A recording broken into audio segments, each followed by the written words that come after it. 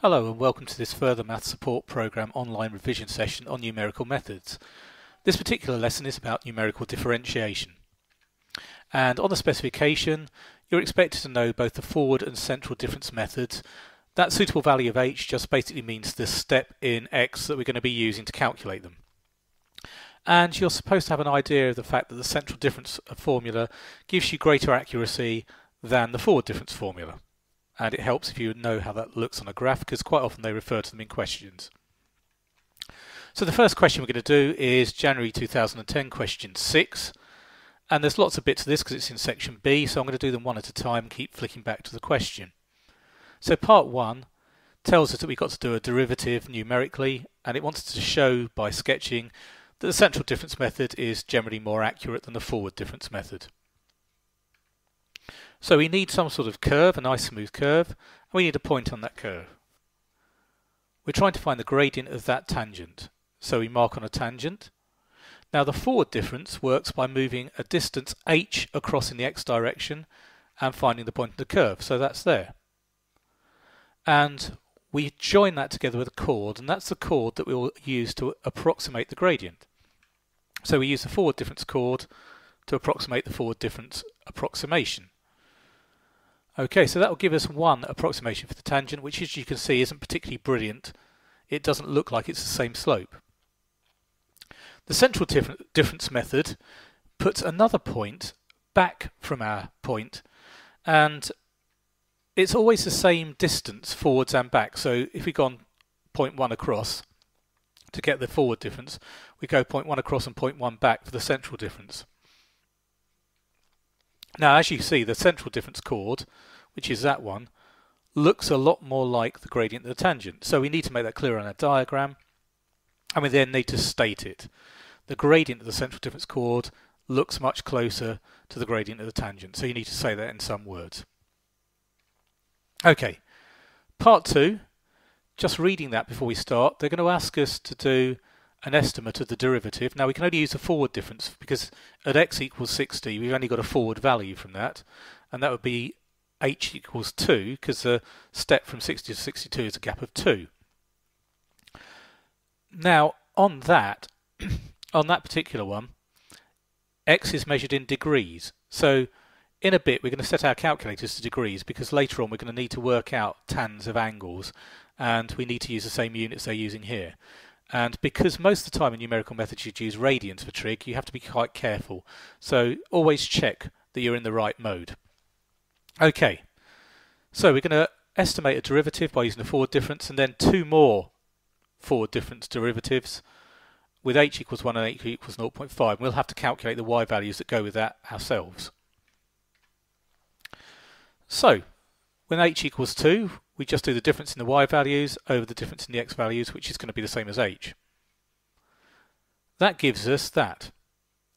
Write it to 6 decimal places because that's what's on the mark scheme. When we do h equals 1, well, we don't know the tan of 61, so we have to calculate that using our calculators. So we do tan of 61, take away that 1.732 and divide by 1. That gives us 0.071997. Then we do the same for 0.5. And again, we have to calculate the tan of that using our calculators.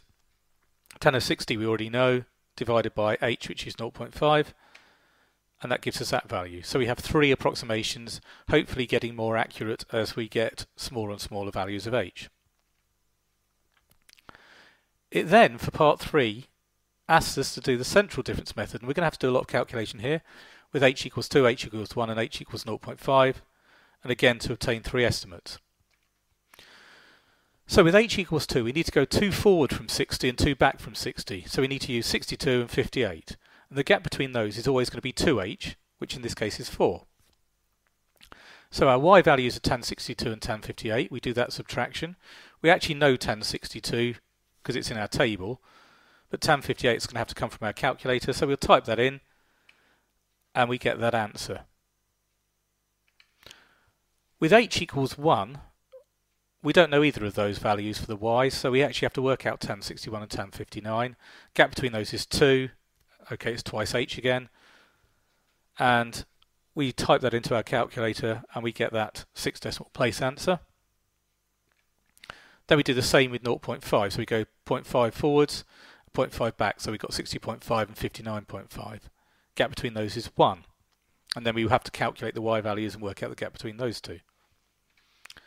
And we get that. So we've done part 3. So part 4 asks us to show that the differences in the estimates for our forward difference, part 2, reduced by a factor of about 0.5, and then compare that to the differences from our central difference method and show that it converges more rapidly. So for the forward difference, we calculate the gap between each one by doing the later value take away the earlier value. So we do get 2 negatives there. And the ratio by doing the later divided by the earlier for our differences, the ratio differences, shows that it is nearly reducing by about 0.5. So I put an extra sentence in to make sure. Then we've got to do the same for the central differences and see what happens with those. So again, later take away earlier for the differences, later divided by earlier for the ratio. And we get 0.248, which is about 0.25. It's lower than the ratio for the forward difference, so we'd expect it to converge more rapidly. So the marking for that. Sketching that smooth curve and its tangent gives us 1 mark. Drawing the chords in for the forward and the central difference gives us 1 mark for each of those, and explaining it gives us 1 mark. You get 1 mark for using the method of calculating a gradient by doing difference in y's over difference in x's, and then 1 mark for each of your 3 answers. Same idea for part 3, 1 mark for this method of doing difference in y's divided by the difference in x's, and then 1 mark for each of your answers. For looking at the differences in the ratios, you'll get 1 mark for the method of showing those differences being calculated, and an answer mark for the differences and an answer mark for that ratio coming out to about 0.5. For the central difference, you get 1 for the method again, you get 1 for the answer, and then 1 for the explanation. Okay, our next question is from May 2010, it's question 2, much shorter. And again, we're talking about forward and central difference. You can read it there. It actually says forward difference method and central difference method. And we're going to work out the gradient at x equals 3. So there's our table. For the forward difference, we start off at 3 and we go forwards a distance of 0.2. So h is 0.2. Our gap in x is 0.2, so the number at the bottom is 0.2. The difference in the y values, 0.9996 minus 0.9854. And so we get 0.071. For the central difference, we go 0.2 forwards and 0.4 backwards. So we ignore the actual value at 3. And so we do the difference in y's, and the difference in x's is 0.4. So the central difference estimate there is the thing that we'd expect to be more accurate. Okay, part 2 says suppose the values have been rounded to 4 significant figures, and then find the greatest possible values it can give you for the estimate of F3. So for each method, so for the forward and the central difference. So you do this by thinking about what's the highest possible value that this can be, and what's the lowest possible value that can be. Well, the highest possible value that this can be is 0.99965, okay, or just below it. The smallest value that this could be, that would round up to that, would be 0.98535. So if we use that difference over our 0.2, we get the biggest possible approximation.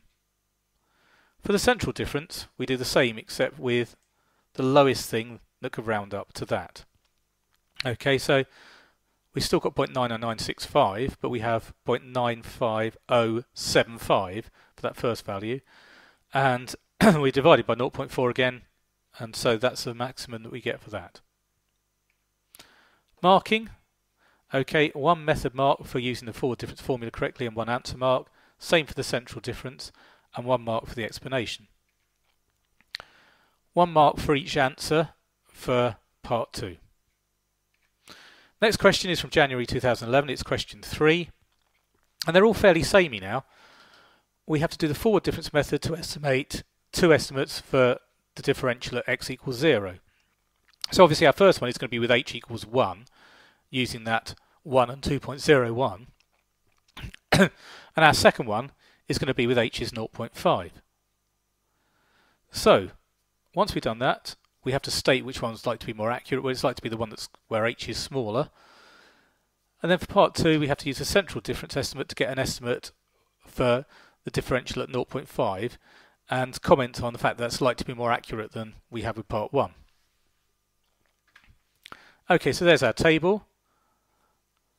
Forward difference with h equals 1, so we're using that y value, take away that y value, and the gap is 1. So we divide by 1, and that gives us 0.5591. With h is 0.5, we're using that y value and that y value, and then h is 0.5, so we divide by that and we get 0.458. And as I said when I was reading through the question, the smaller h one will be more accurate. Part 2 asks us to use the central difference to work out an estimate at 0.5. So because it's the forward difference, we're going to have to go forwards. Central difference, we're going to have to go forwards and backwards. So we're not actually going to use that value at all. So we do the difference in the y values over the difference in the x values, which is twice h, because this is central difference, and we get that. And then we're asked to comment on it, and it's likely to be more accurate than either of the estimates in 1. So you get 1 mark for each of the answers in part 1. Okay, now it's 1 mark pretty much for the 0.5591 and 1 mark for the 0.4851, but it's also 1 mark for saying that the estimate of the smaller h will be more accurate, but the rest of the explanation needs to be there to fill in the explanation mark. 1 mark for the central difference method and 1 mark for the explanation. Okay, May 2011 question 2. Again, we're using central difference for part 1.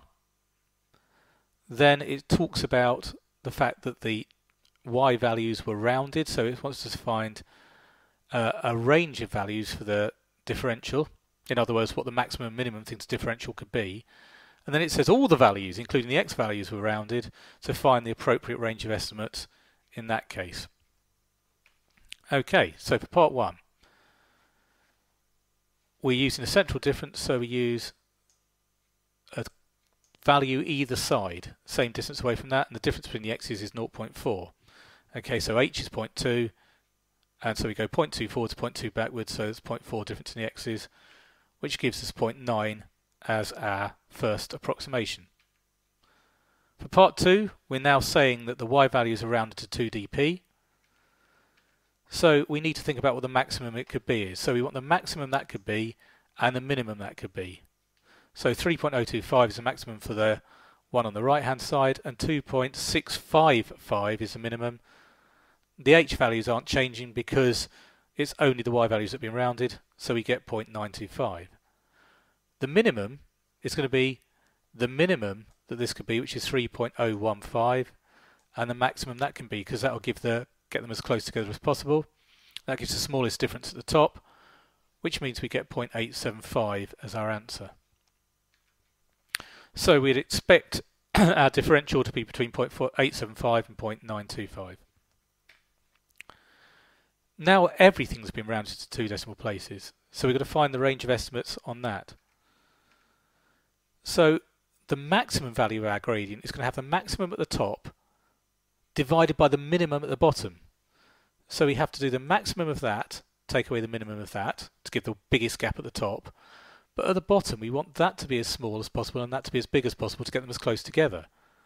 So it's testing your understanding of subtraction and division. And that gives us 0.94872.